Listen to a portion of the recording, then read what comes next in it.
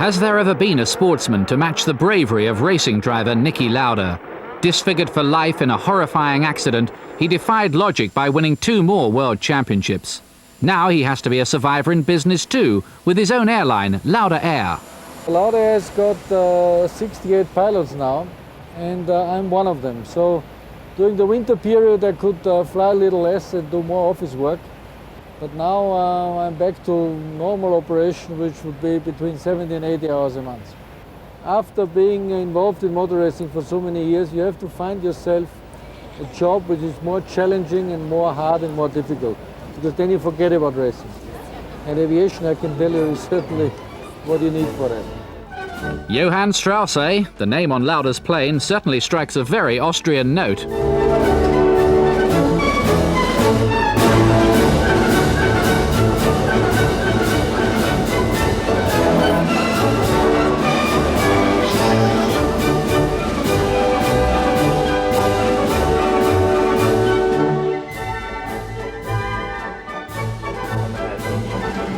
Kapitän auf diesem Flug ist Niki Lauda.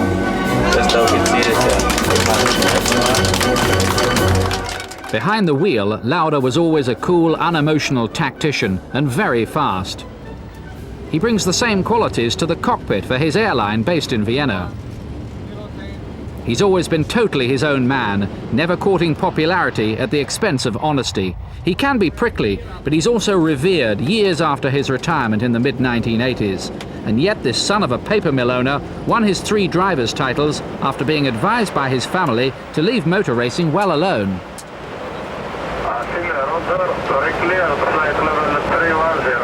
First of all, I had to overcome my parents' fears, because they certainly did not agree me being a racing driver. They wanted me to join the family business, but I realized in time that when I was 18 I have to move out, and I moved to Salzburg, rented a 1-room apartment and started from scratch.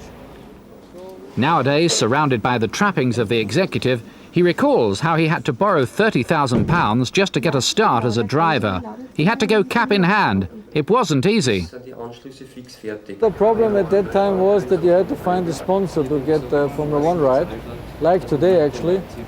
But at that time it was not easy to find a sponsor. So I went to a bank and said, give me a credit loan for 5 years, and I pay you the interest and pay the money back.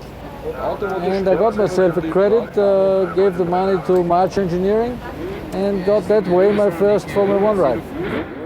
That break came in 1971. It was to prove a humiliating experience. The car wasn't good enough, but the driver was, and Lauda was getting noticed, even by teammate Ronnie Peterson. He was snapped up by BRM. Then in 1974, Ferrari saw Lauda as the man to revitalize them. The Italian job was Niki Lauda's launchpad to stardom. It was quite a funny situation, because in Monte Carlo I think I was lying in 3rd position in front of Jacques X with a Ferrari.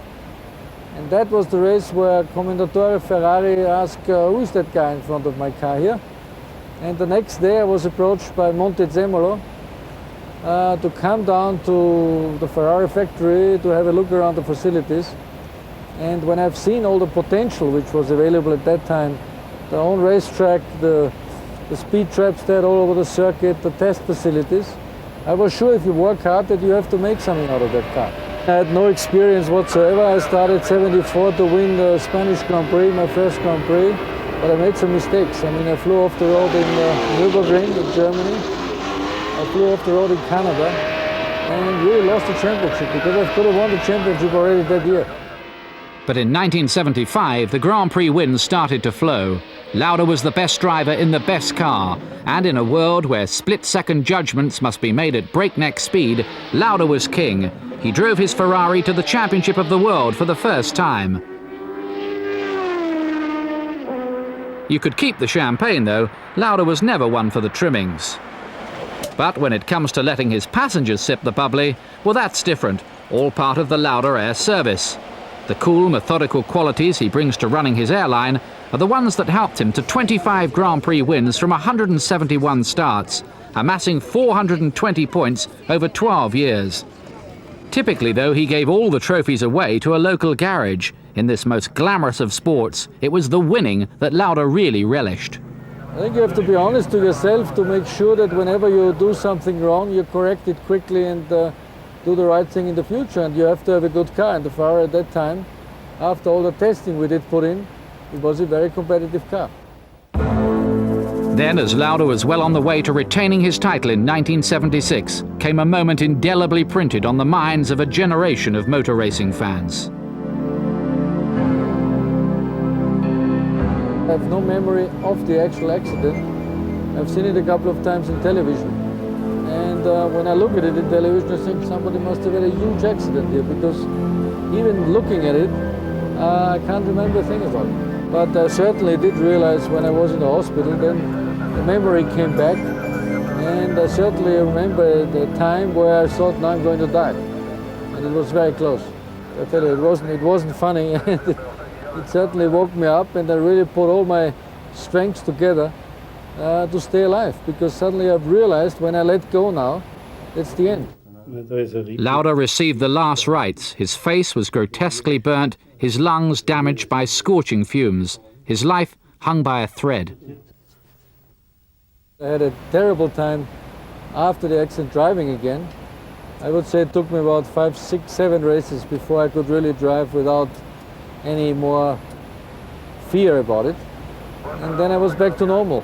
So 5 weeks after my accident, I was back in Monza driving the Ferrari again. And the first day, I just couldn't drive at all. I nearly shit in my trousers, to be honest. When I left the pits, I had to stop practice because I couldn't do it.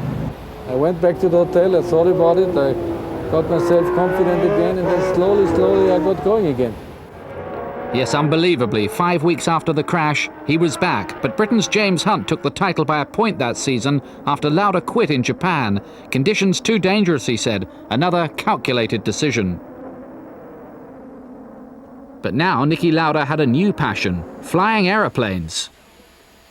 His comeback in 1976, though, will long be remembered. Another great champion, Jackie Stewart, called it the bravest thing he'd ever seen in sport. Still bearing the unsightly scars, Niki Lauda regained his World Drivers' title the very next season.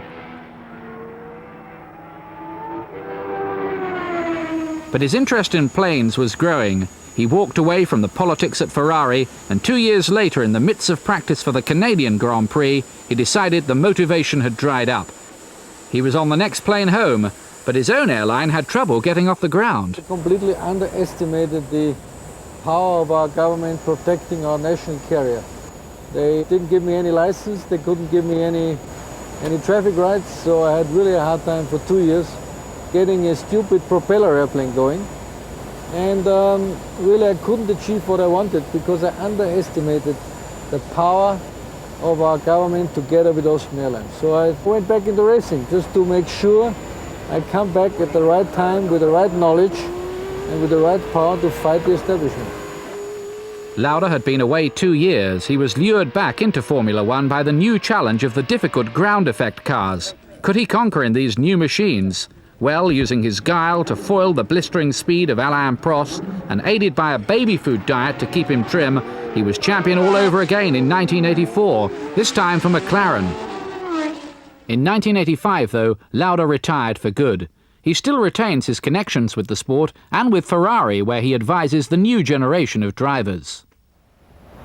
Ladies and gentlemen, good morning. Your pilot Niki Lauda speaking. Information out of the cockpit.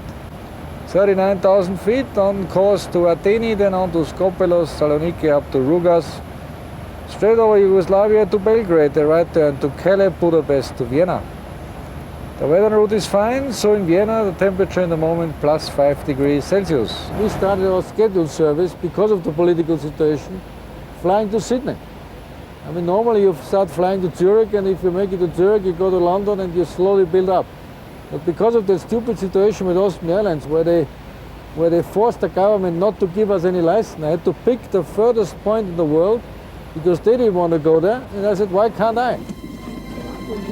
Now came a disaster which hurt him far more than the crash at Nurburgring. A Lauda Air jet crashed in Bangkok, killing 223 people. The biggest disaster in all my life, because it was not at all Lauda Air's fault. It was a Boeing problem on the aircraft. But why does it hit me with 2 airplanes of that type when other airlines fly 50 or more.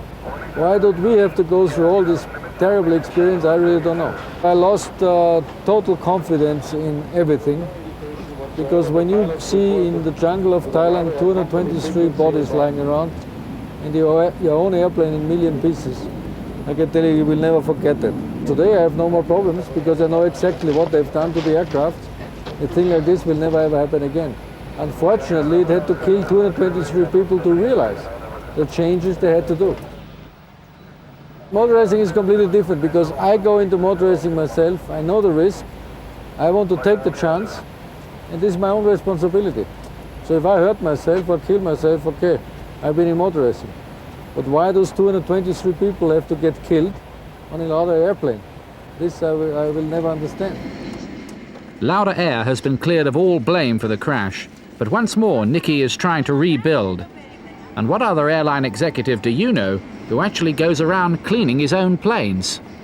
If I look back myself, I can always see things coming along quite well, and then there's a sudden interruption. And I have to sometimes start all over again. I don't know why that is, but this is certainly been through all my life until today. So I hope that the downdraft doesn't come that heavy as it did come to me last year. Lauda 678, Fiskas level 390. Lauda 678, go that... That Niki Lauda is here at all, never mind flying aeroplanes, is a minor miracle. He hopes the turbulent times are over as he heads for home. It's a home in which he does, by the way, keep one trophy from his first Grand Prix win at Harama. He says it's useful for keeping safety pins and rubber bands in.